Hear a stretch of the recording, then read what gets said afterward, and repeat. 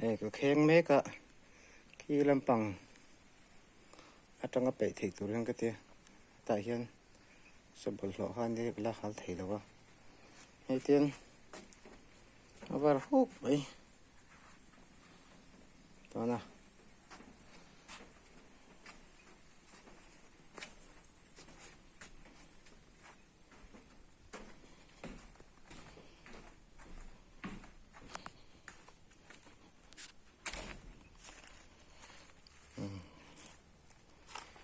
cũng có chỗ chị hiện tiền bật lọ bị nó không không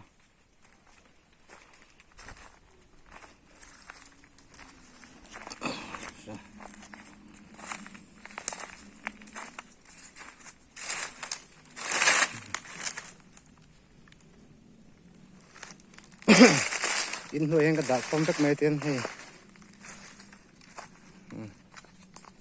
nuôi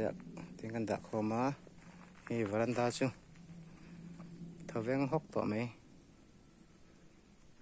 rồi tại hiện bật lọ bị nó không không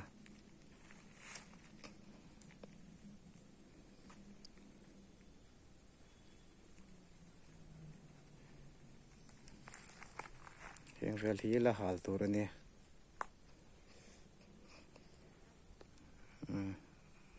thì xong cả mấy rõ sẽ